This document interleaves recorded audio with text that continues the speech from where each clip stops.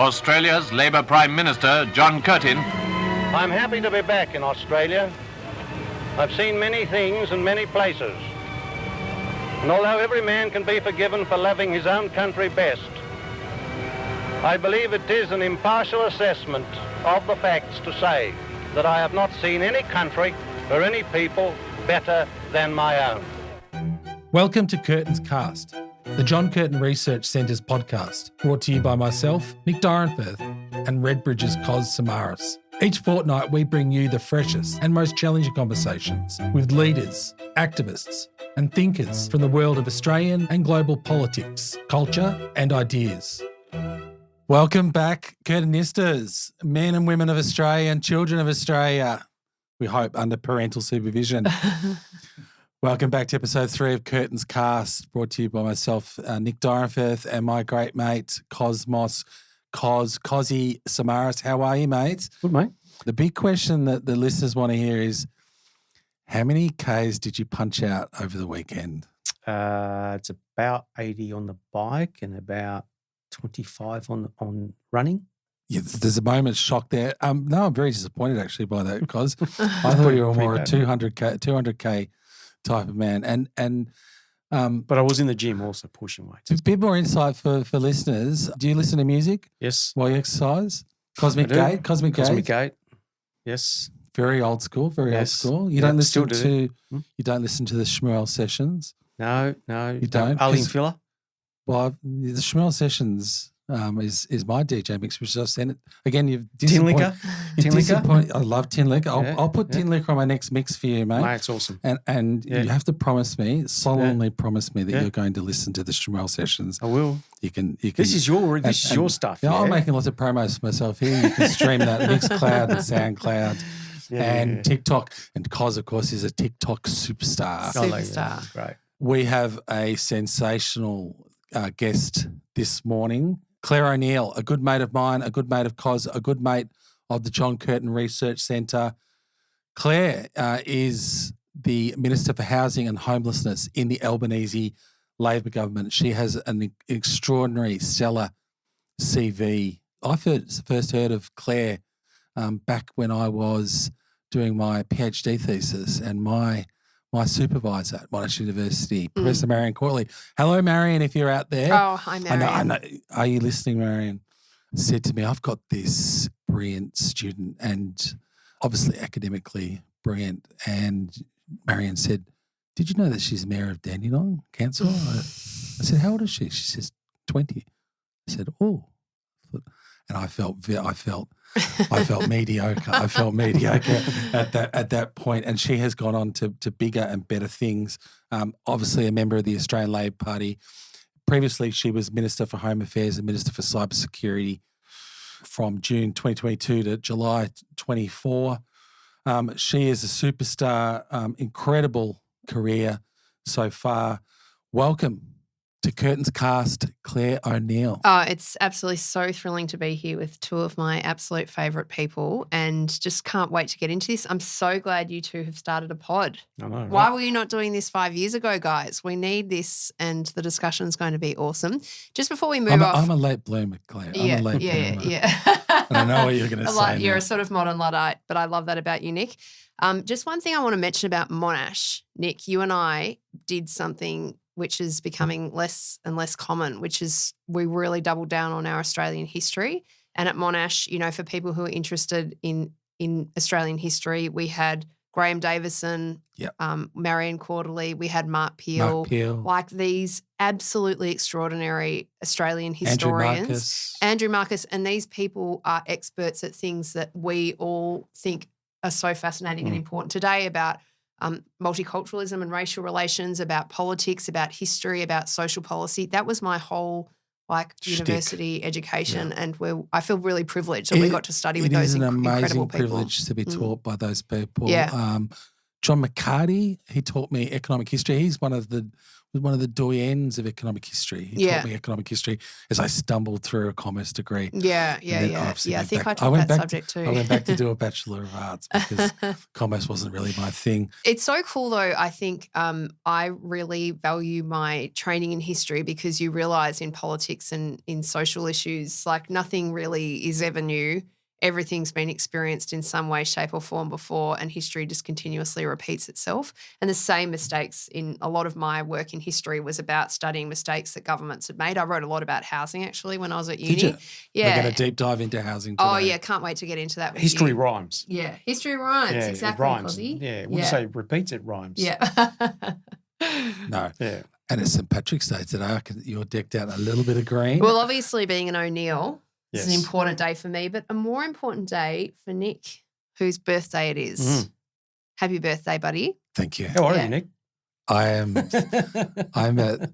just a few months older than Claire, Right. about 24 months older than Claire. So listeners can do the maths there. Still young and cool. Which is an important, which yeah. is actually leads us on to a very, very, very important existential question, which was Treasurer Jim Chalmers when he was on Curtin's cast a few weeks ago. He had decreed that I fell under the definition of millennials. Now, Claire, you're a millennial. He is claiming that people born in the late 1970s are millennials. They are. We're not No. Gen X. Oh, well, I mean, because We've got some dissent the here. closest thing we Dissent have is to great. a demographer. So without asking your age, but usually just told you my the age. oldest millennial should be today 44. Mhm. If you're older than 44, you're a Gen Xer. That makes me a millennial, but sadly for you, Nick, I'm out. relegated to that uncool Gen X generation. Well, I'm sticking with the Gen X, Gen Y, millennial cusp. You're on the cusp, mate. You're on the But cusp. yeah. socially, I think as we touched on before, if you're 44, you've got more in common with Gen Xers than you do with young millennials who are more socially aligned with Zoomers. That's why I'm on TikTok, not the dying Facebook meta. Yes, St. Patrick's today. Are you going to celebrate? I am working It's all a little day. bit too early for a Guinness. Yeah, no, it is a bit If early. Guinness is your thing. I'm not a Guinness drinker. I might indulge in a frothy when I get home tonight, but that won't be till about 10 o'clock. So tell us about your Irish, I'm assuming Irish Catholic roots, Irish roots. I did do a little bit of reading up on you, Claire. Yeah. Your Irish Catholic roots, I believe convict roots. Yeah, convict roots. So John O'Neil was the forefather who came, many, many generations ago. And he and his wife had a very kind of iconic Australian story. They came, no education, convicts, went to the goldfields. They were, they say on a 10-point scale of Irish wildness, they scored about an 8 or a 9. And they were raging alcoholics and, lived probably a bloody miserable life on the goldfields. As were most. Yeah. I mean, it was very we common. kind of laugh about it these days. But yeah, John O'Neil got arrested for boxing in the street in the UK and got sent to Australia. So that's where I come from. But we've got some hardcore, bogan Aussie, just going back all those generations. So bit of a mix of that. That's of actually everything. a reasonably serious offence. We're just talking about history. I actually wrote a third-year university history essay under merit for the supervision of Marion Courtley on a Jewish convict called Samuel Lyons, who became quite a big deal in Sydney, an auctioneer, man about town. He was involved in politics for better or worse. He got sent to Australia for stealing a handkerchief. Right. A handkerchief. Petty crime. Yep, very common. Yeah. When did he arrive? So obviously 1800s. Not sure the exact year, but it was, that was 6 generations ago. Yeah. So we're going back quite a long way.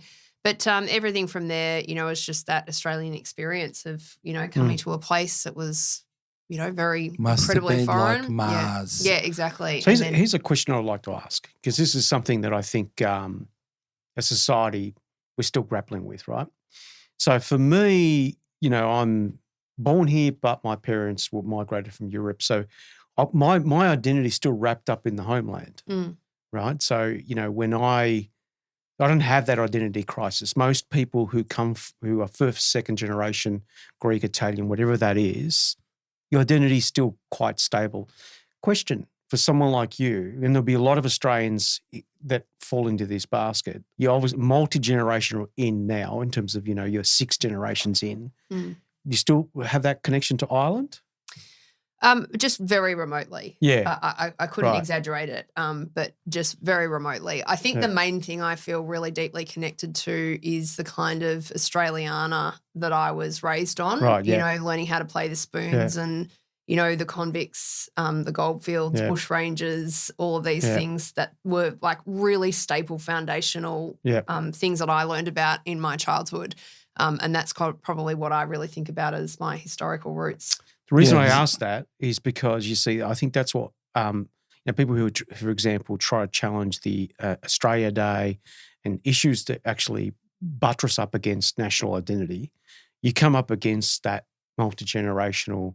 I mean, we often forget that, for a lot of Australians. They become Australians. They are Australians, Australia multi-generational, but they are Australian through many, many generations, and you're challenging that sense of identity. It isn't just about a day, right? It's just, I think that not enough thought goes into that. So you're obviously from the left side of politics, so you'll actually have a very different response to that conversation. But for most Australians out there who got that multi-generational, 6, 7 generations in, that's all they've got. That's their identity. That's, for a lot of them, they've not even done a DNA test. They don't even know where they're from in part of the UK, right? So I've done my DNA test. I know you've done your DNA. Have you done the DNA test? No. Why would I do that? You'll discover all these relatives you didn't know. Guarantee you, it would be Northern Scandinavian. It would be Scandinavian, probably Anglo-Saxon. That's always because Bros, my partner, she's the same. I know. I knew what I was getting, and it was half Ashkenazi Jewish, and then essentially half Scottish. So we've got the Celtic. Mine's pretty boring. I was actually invited to St. Patrick's Day breakfast at the Celtic Club by a mutual friend of ours, Michael Cooney. Sorry, Mike, I didn't make it. The thought of having Guinness at 7 a.m. in the morning on Friday morning was a bit much. But, there is a distinctive Irish Australian identity, and it's interwoven with the history of the Labor movement. Yeah, certainly is, radical and progressive movements in Australia. Tell me about your grandfather, Lou. He leapt out to me. Believe he's a communist. Now, and I don't mean to be McCarthyist here, because I think we've actually got a podcast room full of the descendants of communists. Yes. On the Scottish side, my grandfather, a boilermaker from regional central Victoria, he was a member of the Labor left, but I know that he attended communist meetings. He had red hair and was referred to as Red Jim, and it wasn't just the colour of his hair. And on my other side, Sam, my Jewish grandfather, he was a left-wing activist, and I know that he did move in communist circles. He went back to Vienna after the war, actually, and I know that, and I know a little bit of some details about him because I didn't get to meet him.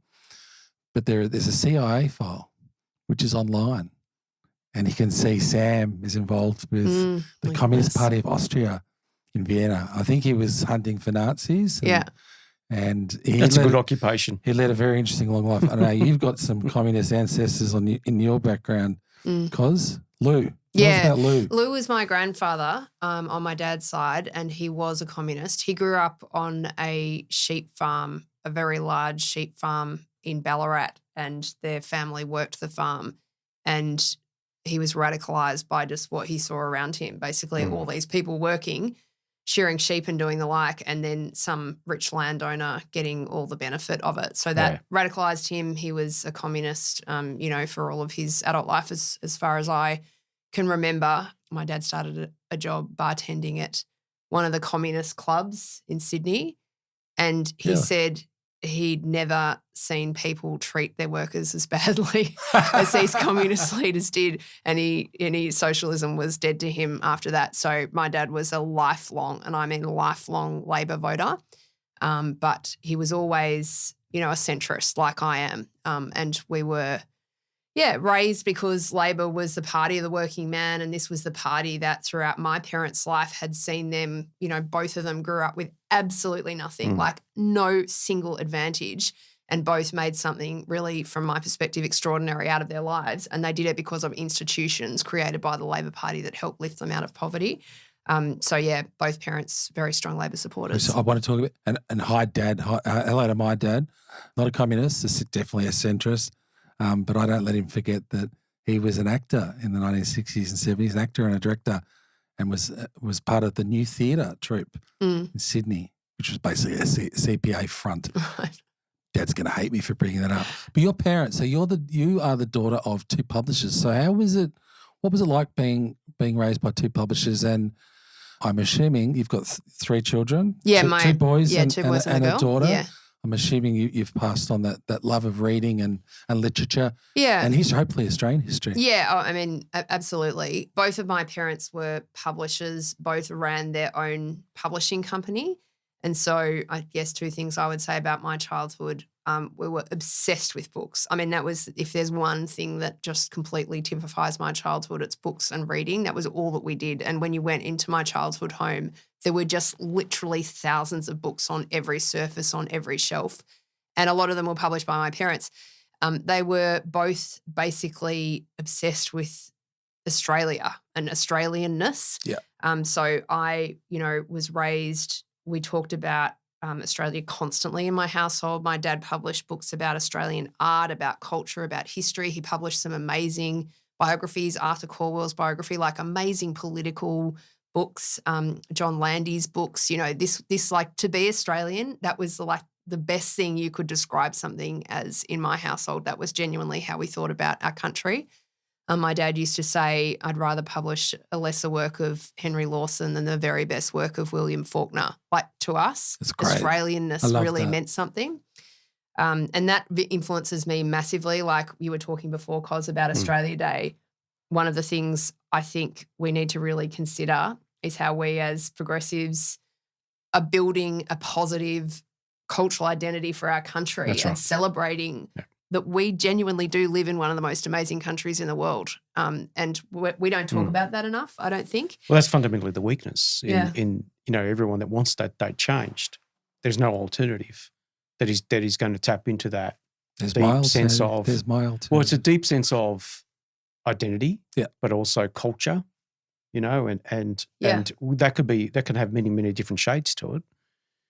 But we don't offer that. It's just simply get rid of the date and then we'll work out the rest. That's why we need to hashtag extend the date. I wrote about this at the start of the year, drawing on, essentially plagiarising Noel Pearson, one of the best thinkers, Indigenous or non-Indigenous, in Australia. And he talks about extending the date over the 25th and the 26th of January. So the 25th is a day of introspection, reflecting on the sovereignty of First Nations peoples, which continues to this day, which never extinguished, but was in theory extinguished by the British.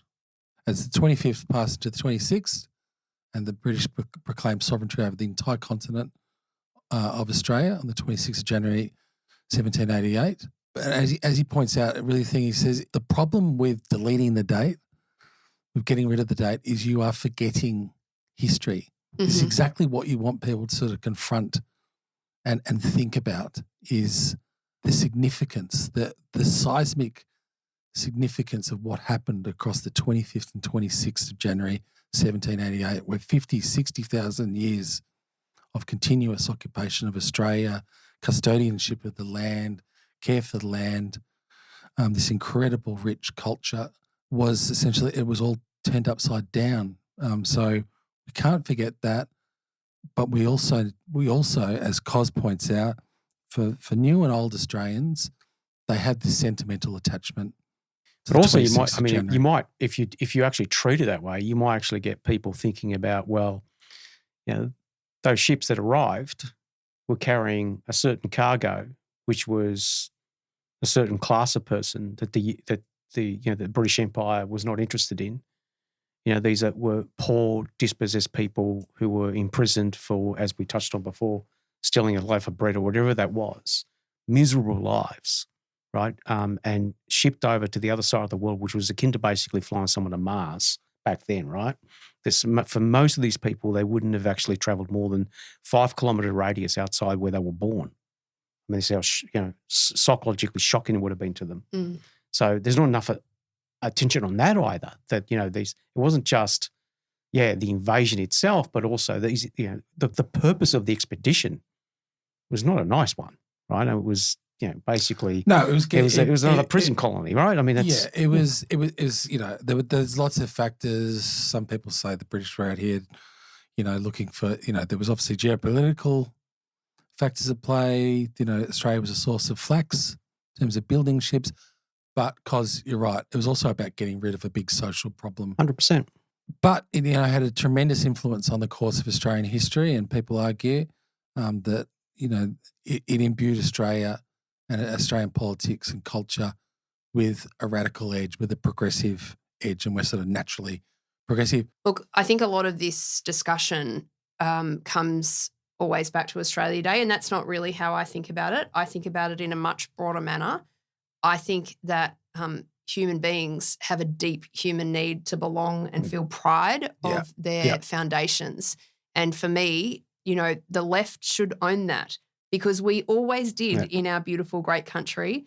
The Australian flag, the Southern Cross, the Eureka story, these are things that are foundational to our side of politics. And the very best thing about Australia for, most of the 20th century was we created the working man's paradise, that in our country, if you had a good job, you could live a great life. And a lot of that isn't consistent today with how our country is. And to me, this is where it is.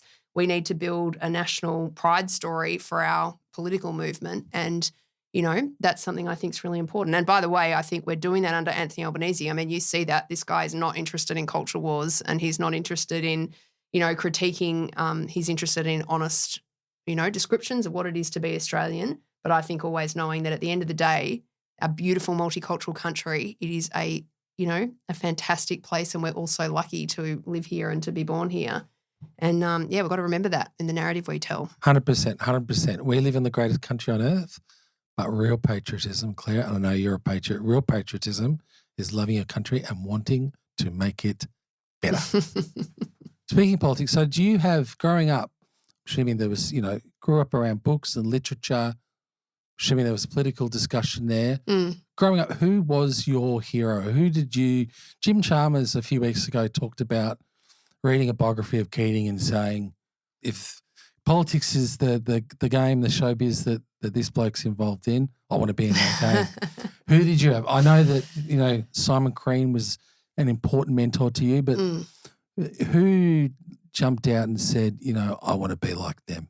Well, just tracking back to my parents just for 1 second, I talked about the cultural, bookish aspect of things, but the other thing I just want to mention is that my parents both ran their own small business. So we had, in a sense, a very unusual household, because it was that very leftish sort of culture perspective, but also my parents knew that you've got to have an economy that works, and people who go into their own business take huge risks.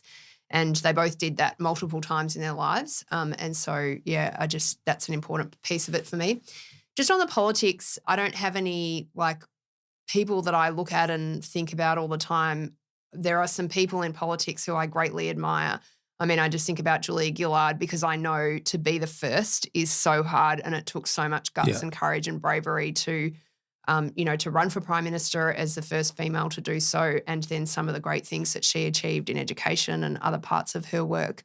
I think about Steve Bracks. I bloody love Steve Bracks, who was Premier of Victoria, for those of you who are not. Just a brilliant leader. And he's actually a great guy. Find me someone who spent that long in politics, who lived every day true to their values, and then popped out the other end a full human being. It's actually incredibly rare, sadly. It's actually true. I know. It reminds me of Jeff Gallop, a dear friend of mine, Professor Jeff Gallop, former Premier of WA. I regularly say to Jeff when we have our sort of weekly, fortnightly chats, how did you become Premier of WA? You're so normal. You're like a genuinely good, decent human being. And it's a bit the same with Braxy, isn't it? It's politics is meant to be sort of mean and nasty. Yeah. He's just the greatest guy. And of course, the Brumby and Bracks governments were great times for Victoria. And obviously, I mean, Hawke and Keating, I think anyone who's my age would raise, that period of government for our country is just such an earth-shatteringly transformative government for the country that set us up for, the longest running years of prosperity that's been experienced by any OECD country ever in recorded history. It's a pretty unfathomable thing that they did. But, the people that really inspire me, honestly, are not politicians generally. Like, I live just down the road from Chrissy Foster, whose children were both abused by a Catholic priest in my community, and she's devoted her entire life to creating a safer world for Australian children. Yeah. Like, she's got bloody guts and courage that you would never see. She's just an unbelievable human being. So people like that and other people in my community, who don't aspire to fame or for recognition, they're just trying to do the right thing. And so there's a smattering. Everyday heroes. Well, they're doing extraordinary things and they're not always recognised. But, find me someone in politics or outside of it who can actually say, I made Australia safer for probably millions of Australian children. Chrissy Foster can say that, and it's cost her a lot to do it. So look her up if you haven't heard of her before. She's an outstanding Australian. Indeed. Political life. Now, I mentioned at the outset that you went into politics at a local level very early. And you've risen now, you've become a minister. How is it being a wife, mother of 3 kids? How do you do it, juggling family life and being active in your community and being a minister? Well, let me say something just generally about work first of all. I joined the Labor Party when I was 16 because I could see that I was being raised to believe that egalitarianism and equality that were the most important foundation stones of our country, yet I also lived in a country where people who were rich were getting better education, better health and better access to opportunity, and I wanted to change that. So I got involved in politics, and I can honestly tell you, having been involved in politics now for 30 years, there is no better, faster, surer way to change your country than by engaging in the mainstream political system. I fervently believe that. And in my job as minister, today as a cabinet minister, I obviously exercise more power and control than I ever have at any other point in my history. I really do get to change the country. My colleagues get to change the country, and Labor Party members who help us get to change the country. It's actually real. And so do you I just ever want sit people back at the cabinet table and look around and say, I'm here and we're doing all this stuff, and it must be quite a humbling feeling. It's enormously humbling, and it's just a massive responsibility, obviously. And you think about how you've got to get the most out of every day because these opportunities are so limited. You don't have political power for long, and when you've got it, you've bloody well better do something with it. So I'm definitely trying to do that in housing at the moment. You think that's a part of, public political life that many don't pay much attention to?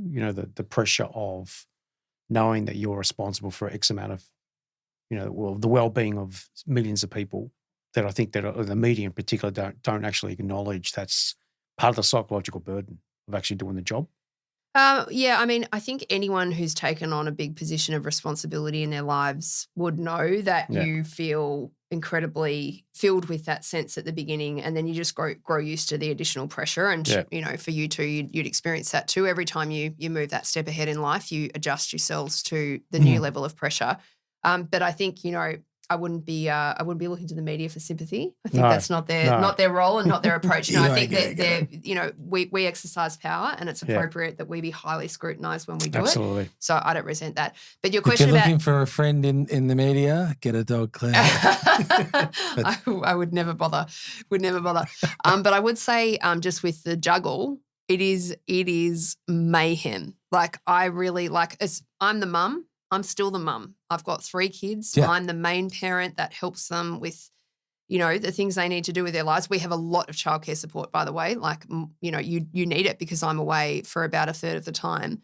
But my husband and I, he's a healthcare worker. He works in an incredibly stressful and intense in psychiatric medicine, dealing with the sickest people in society every single day. And, if we get to the end of the week and everyone's still alive, all of our pets are still breathing, we're like, high five, man, we did it again. It's just mayhem. But I know lots of people listening would have their own experience of this. It is just as what people my age deal with. We've got aging parents, young kids, mortgages and big jobs. It's such a great perspective to bring to the cabinet table, isn't it? Absolutely. And you're part of a cohort, there are lots, part of your ministerial cohort, a lot of them have young children. It's, a again, to come back to Jim Chalmers. You know, Jim's got 3 young kids as well. It's actually the epicenter of, you know, I would say this country's political beating heart, so to speak. So in other words, people in their 30s and 40s with young kids, that's the main constituency out there. That's the group of people who will determine the next federal election. Yeah. Yes. Us Gen X. And they've got We're done, mate. I'm well after that. Yeah. And they've got some really distinct issues that other generations haven't confronted. So how do I do you think that's really de-stress? important. How do you, at the end of the there's not really an end of the working week, is No. there? It just all sort of melds into one. But how do you de-stress? How do you look after yourself? What's me time for Clare O'Neil? Is it like Cozzy punching out 200 kilometres? Yeah. So, I mean, and I say this, you know, with so much respect, but I don't have time to, when you say me time, like there's absolutely no world in which I'm tapping out on the weekend for 4 or 5 hours. If I can exercise on Saturday and Sunday, I'm really happy with that. And, you know, any woman who's listening right now, if you're in your 40s and you've got kids, aging parents and a big job, you know exactly what I'm talking about. Like the idea of me time is kind of laughable, and maybe I'll get to it when I'm in my 50s. I really hope that I do, because it honestly is pretty stressful, and that's all good. But we're managing a lot. Got a lot of bloody balls in the air, Nick, tell you what. What about music? Jim's a bit of a hip-hop man. Cos is the doof-doof man. Mm-hmm. I'm the more refined, elegant doof-doof. What music are you into? It's always how I think of Nick, is refined and elegant. Look, a big eclectic mix. I love my Aussie music. You know, love some iconic old school NXS to AC/DC. Love Fat Freddy's Drop, which I'm just including as Australian. It's a bit cheeky, I suppose. Love Sampa the Great. Listening to a lot of Doechii at the moment, just probably a little bit all over the place. But again, I really want to stress to No you. Swiftie? You a Swiftie? Do you know what my who's on a favourite? Swiftie? Are you kidding me? Who's on a Swiftie? I don't want to know you. If you're going to be bagging Tay-Tay. Do you know what my most listened to song on Spotify last year was? Taylor Swift. Me too. I mean, like 95% of the entire population. Fortnight with Post Malone, the duo. And it wasn't just my 11-year-old daughter, who is a massive Swiftie. Yeah. What keeps you up at night? Is it housing? You know, you were cybersecurity minister. You know, housing, it's just such a big issue. Yeah, it is such a big issue. Cos and I talk about this so much. It is just all-encompassing. It's something that this country just has to get right again. And I say again because we were the homeowners paradise, and renters too got looked after. Something's gone wrong, hasn't it, Claire, in the last 2.5 decades? But fundamentally, the problem, you know, your generation of politicians face is you're now tasked with a job of unscrambling an egg that has been well and truly scrambled by previous, you know, multi-government administration, so to speak. So whether it's Howard, whether it was the governments before that with Hawke and Keating, that's 30 years of. It's taken 30 years to mess this up. Yeah, maybe even a bit longer. You're not going to fix it in 2 or 3. Absolutely, but we're having a crack. So what keeps me up at night? I mean, there's the urgent short-term things. I talk to people all the time who are renting, who've got kids, who would absolutely have owned their own home a generation ago in this country, and who are basically stuck in a rent trap, just making ends meet, not able to save and not being able to get anywhere near home ownership.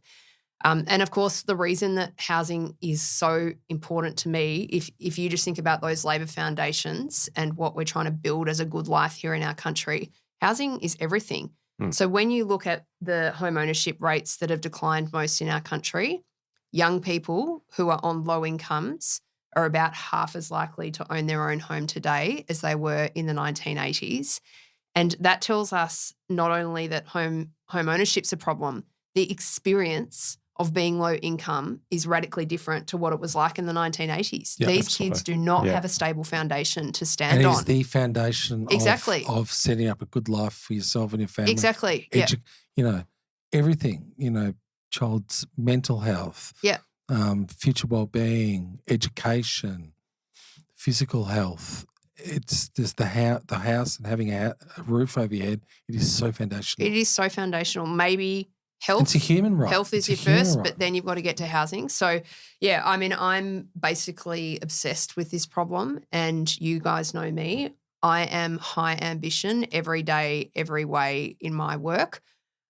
You might say, oh, you can't fix the problem in 2 or 3 years. I do agree with that. And I don't think anyone expects us to either, because they know that it's really clear that this has been a problem a generation in the making. But we're the first Commonwealth government since the post-war period to actually stand up and say this is a major national problem and the Commonwealth is going to take ownership and responsibility, not for the whole thing because we can't fix the whole thing, but we're going to play our part. And you're seeing us do that, building more homes, helping renters who are in a really bad spot, and also trying to get more Australians into home ownership. What will fix this problem is politicians who are obsessively focused on this every day, and they've got to do it over years and years, and we will turn this thing around. But it's not something where you can just throw a few good policies on it and just walk back, Because it's, when you're done with your job, right, and you move on, whoever replaces you needs to have the same passion and commitment. And this is where I think, there's inherent, I'd say, risk in our political system, and that is that unless, you are replaced by someone with the same passion and commitment, the thing could fall over pretty quickly, right?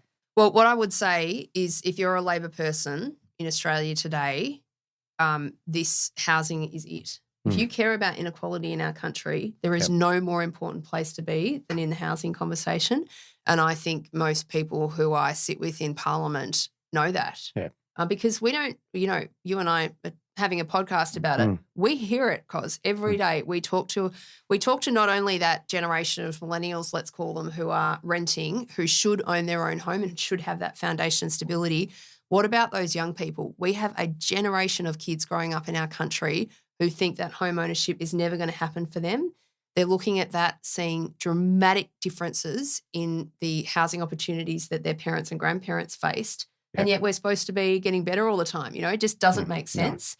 No. We've got to fix that if we want to have a cohesive, prosperous society going forward. It's the big driver in inequality. And you also it's less about income inequality. It's, it's asset and it's wealth. Yeah. Well, it's actually, we are reaching a point now where it's almost becoming intergenerationally embedded, right? And I could just give you an anecdotal bit of personal experience where, a friend of mine couldn't make it to an auction. I went there on their behalf. I'm well and truly, into my 5th decade of life. So, normally I would have expected people about my age to be bidding for this type of home. Got outbidded by a young couple in their early 30s. And the money that they were putting over the table, clearly... Bank of mum and dad? Bank of mum and dad. Bank of mum and dad, intergenerational wealth. The family, clearly, and you speak to the real estate agent, most of the people that are buying these properties here in inner parts of Melbourne, they're not boomers. They're not, 40 and 50-year-olds. There are cashed up young people who have got wealth from family, right? But that they are not the majority though, right? The majority are exactly as you've defined them, right? Which is, people who are looking at a world where they will not be able to actually buy something that they can call a home. Yeah.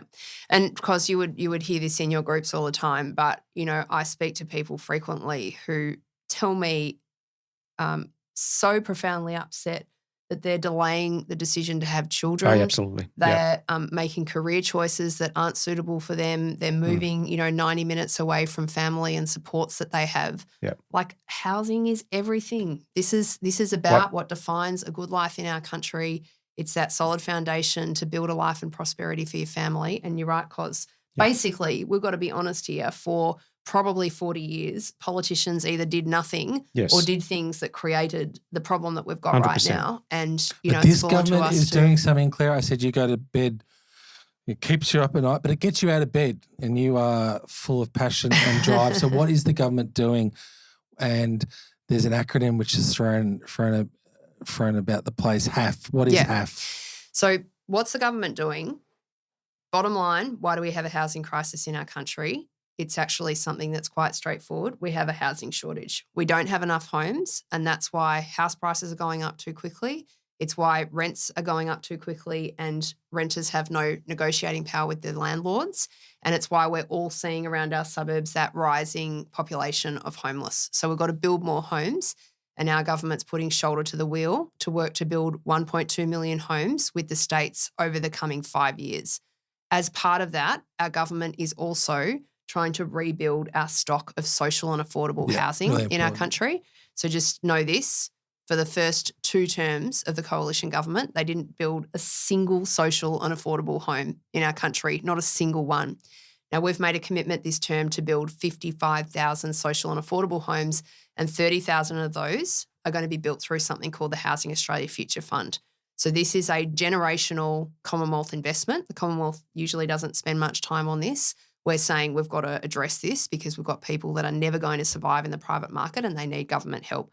So it'll be 30,000 homes that we continue to invest in year after year over the long term to make sure that the Commonwealth's doing its bit to ensure that we've got that housing stock for people who need it. Yep, and we've done this before. We can do it again. One of the great legacies of John Curtin, Prime Minister, he built houses. He did. He built houses. This is a bloke running the war effort, but he didn't muck around. One of the first things he did was he got a white paper drafted on full employment, started up a Department of Post-War Reconstruction led by H.C. Nugget Coombs, and, full employment was big. Housing was huge. They realised how important it was. These people, had lived through the 1890s depression, had lived through the 1930s depression, and housing, we had shanty towns appear on the outskirts of Melbourne Shanty towns City. and slums, massive slums right through the middle of our cities. They viscerally understood it, and so that's why Curtin and Ben Chifley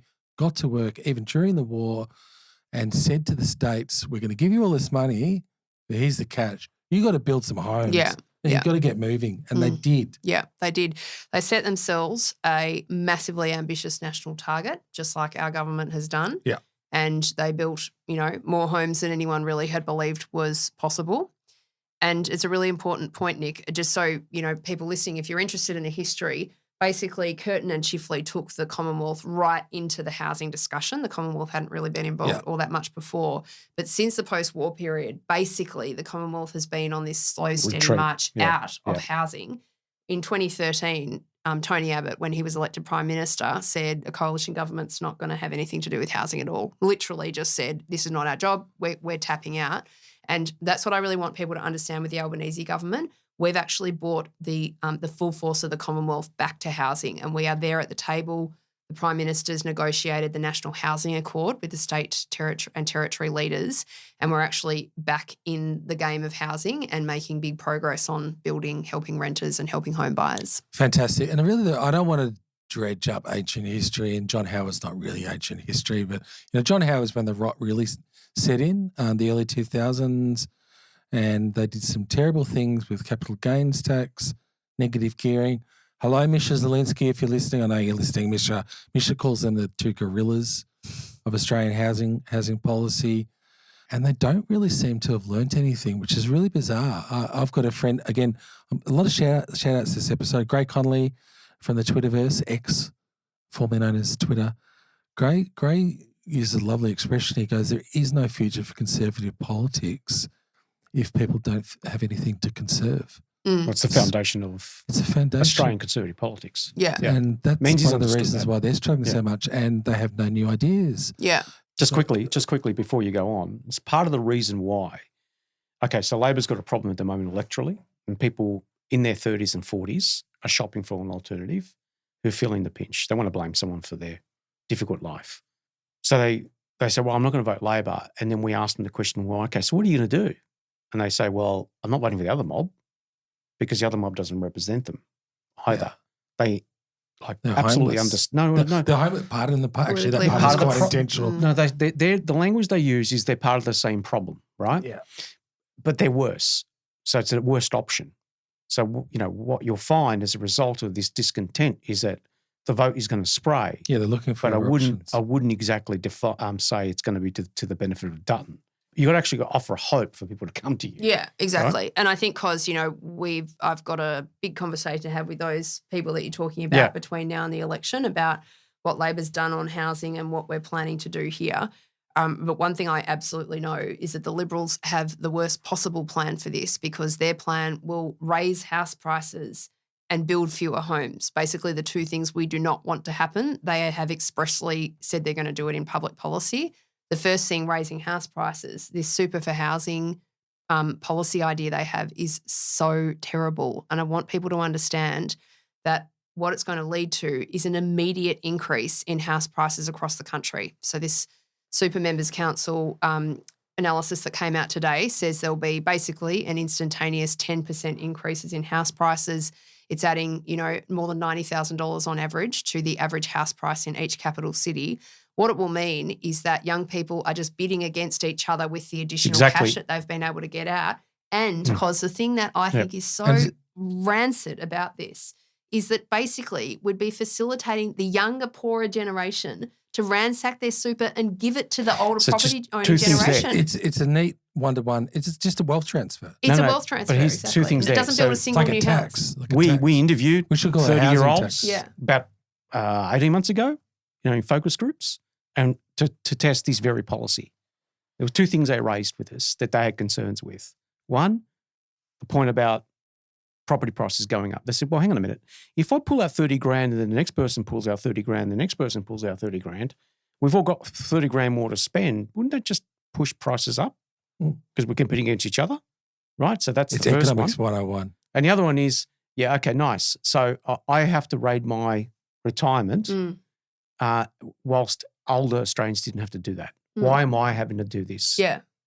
Right? Yeah. So it's, again, that intergenerational angst that's growing there. Oh, I mean, it's more than angst. It's bloody white-hot anger is what I perceive. Yeah. But the other thing that's so dumb about what the Liberals are saying they'll do is that, they've spent the last 3 years with Peter Dutton holding up, no, we can't have more nurses owning their own homes. So they've stood in the path of our home ownership scheme and other things. And now they're saying that they're going to unwind all of that. And within all of those policies that we've introduced this term, there's really important things that are building more homes. So things like all the social and affordable housing that I mentioned, we've got a plan to build 55,000 social and affordable homes. They don't have a plan to build a single social and affordable home, people. Like, come on, we cannot take this seriously. One of the tax changes that we've made this term is going to lead to the construction of 80,000 new quality rental homes, and the Liberals want to scrap that up. So all you're going to wind up with Peter Dutton is more expensive housing and less of it. We're going to offer something very different, which is a big reform project here, which is about building more homes, because that's the number one answer is building. We're going to help renters get a better deal, and we're going to make sure that we get more Australians into that dream of home ownership. And on the flip side, we talked about that anger, that angst, that searing anger. The Greens political party have been tapping into that angst, but I think we have to not give them credit for it, but that they have been talking a big game on housing. But what do you say to young people who are attracted to the Greens message on housing? Yeah. Look, Nick, I don't think I need to tell young people anything about the Greens because they've seen it this term. The Greens have talked a big game on housing and then come into the parliament and delayed and blocked every single housing measure that we've put before them. Inarguably good things like making sure that we provide help for, childcare workers and aged care workers to get into home ownership. The Greens delayed that policy by a year. The Housing Australia Future Fund I mentioned before, which is going to help people who are homeless, women and children fleeing family violence, veterans who have got mental health issues. The Greens prevented them from getting into homes for a year. So I just say, I think people have seen the Greens talk a big game this term and then be completely hypocritical when they get into the parliament. It's almost like they want to delay action on housing so they can foment that outrage and talk about and complain on social media about how not enough's being done. It's just totally disingenuous. And I think, it's full of virtue signal, isn't it? Yeah. And I mean, the Greens of old, like what people say to me all the time, and I was really interested to hear your view about this, but people just say to me, I can see the Greens have changed. They used to be a party that was trying to help Labor do good and important things.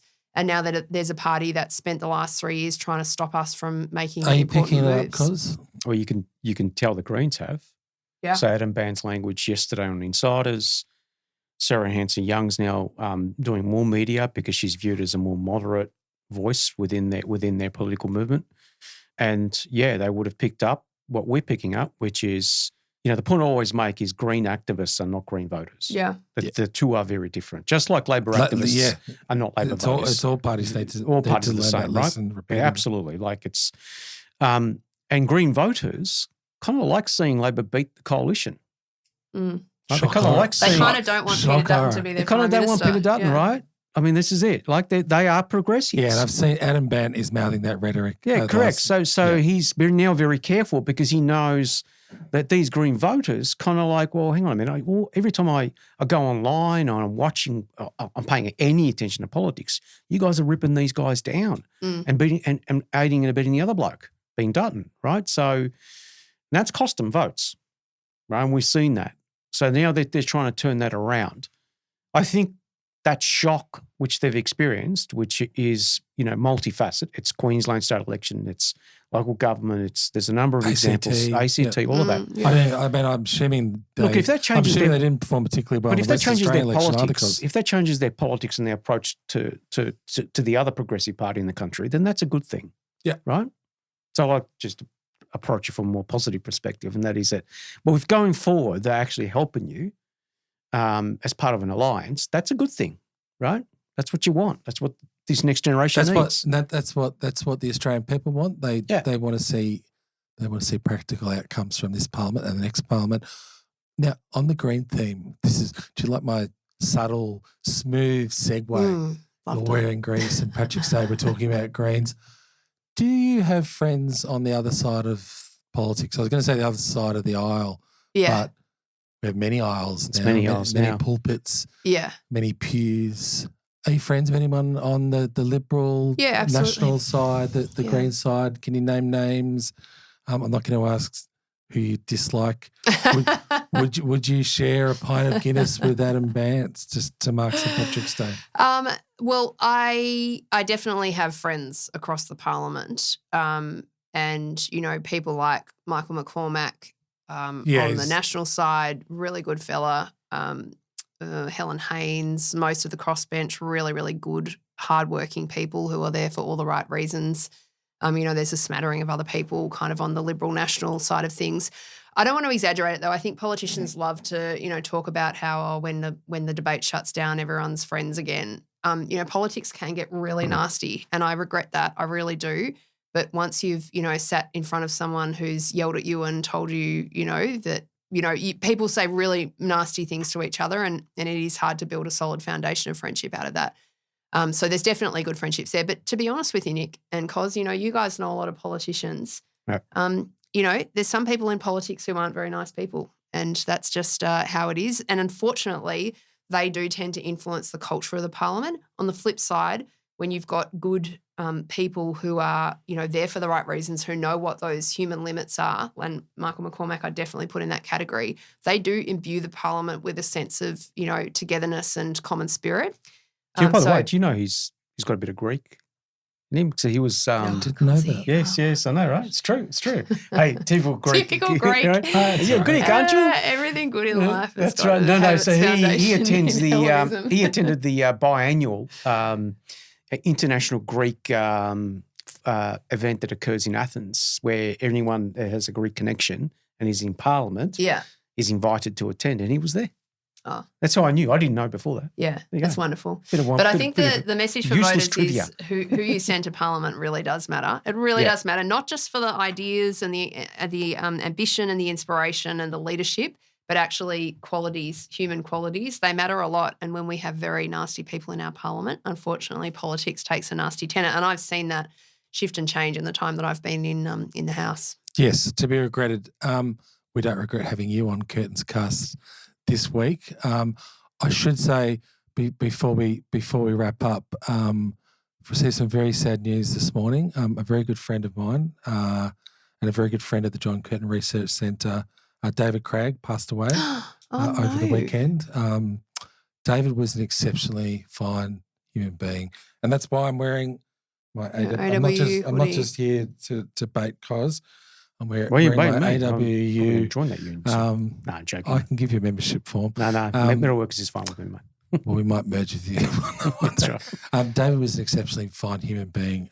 He was a Labor true believer. He was a Labor historian. He was one of the best unionists you could meet.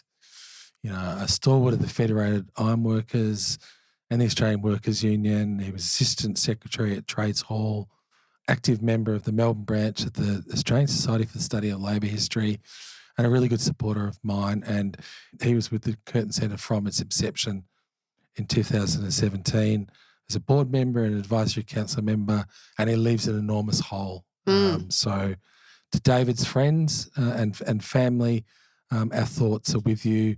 And at the JCRC, we will be marking David's immense life and achievements very, very shortly. Yeah, that's incredibly sad news, Nick. I didn't know that had happened. Well, that's really awful. I mean, he's basically a revered figure in the Victorian branch of the Labor Party. I can remember meeting David when I was sort of 17. It was probably my first Labor Unity broad group meeting. He was the I describe him as he's one of the nice people too. Yeah, one of the good ones. He was the ideological ballast of the Labor right, but he was self-professed and unrepentant democratic socialist. That's how he saw himself. He was on the left, economic-wise, more cautious on cultural, social issues.